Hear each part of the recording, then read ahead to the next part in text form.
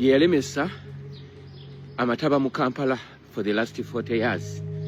Nenga jeno yerabidde nti no bameeya abafuzeeko ekibuga Kampala basukka ku Lukwago. Ekyokubiri yerabidde nti no Lukwago yateekebwako etteeka eryaleeta ekitongole ekyenjawulo kye bayita Kampala Capital City Authority ne bamuggyako obuyinza bw'okukola emirimu n'okuweereza bannakampala. Kati jeno mbadde musaba ng'agenda maaso n'okulwanyisa enguzi, mbadde musaba atunuleko mu bitongole most especially byakulembera.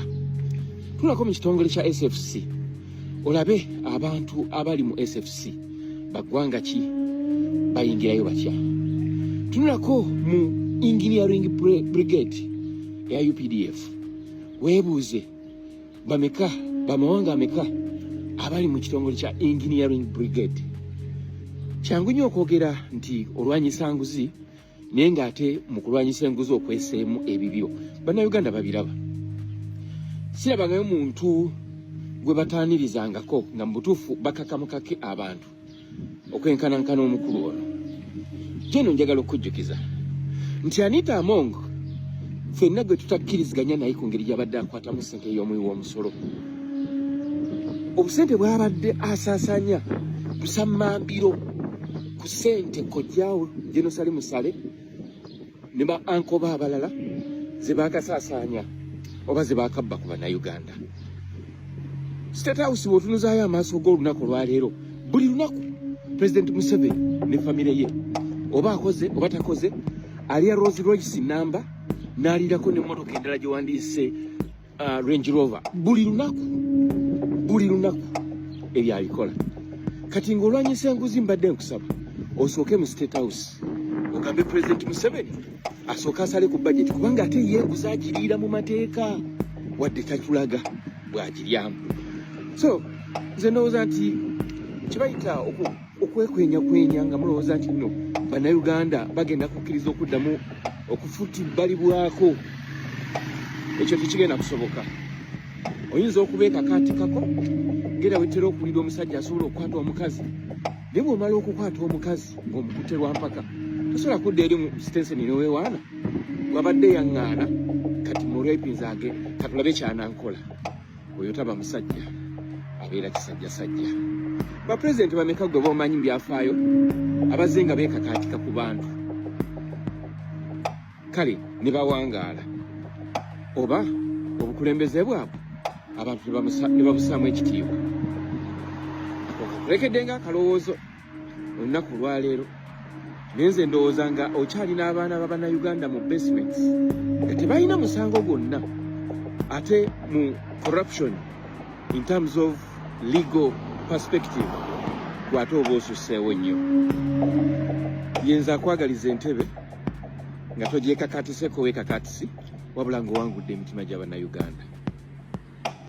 Ndishuwa nti bannayuganda tebakyali mu mbeera gy'osobola kubalimbiramu nga bwe mubalimbye emyaka 40. Olunaku olwaleero buli kye mwogera bakiteeka ku kitwandiise analysis. Jeno omulungi ennyo ayagala okubeera omukulembeze wa Uganda yagambye mbu idiot Lukwago in quotation yeyalemesa amataba mu Kampala for the last 40 years.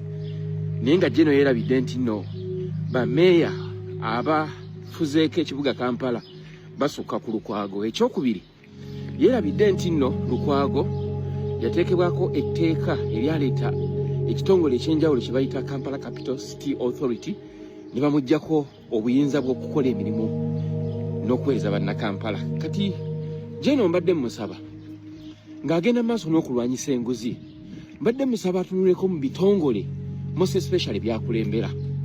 Tunulako mu kitongole kya SFC olabe abantu abali mu SFC baggwanga ki bayingirayo batya. Tunulako mu engineering brigade ya UPDF weebuuze bamawanga ameka abali mu kitongole kya engineering brigade. Kyangu nnyo okwogera nti olwanyisa nguzi naye ng'ate mu kulwanyisa enguzi okweseemu ebibyo bannayuganda babiraba. Sirabangayo muntu gwe bataanirizangako nga mu butuufu bakakamukake abantu okwenkanankana omukulu ono. Jeno njagala okujjukiza nti Anita Among ffenna gwe tutakkiriziganya naye ku ngeri gy'abadde akwatamu ssente y'omuwi w'omusolo. Obusente bw'abadde asaasaanya busammambiro ku ssente kojjaawe Jenosali Musale ne ba ankoba abalala ze baakasaasaanya oba ze baakabba ku bannayuganda.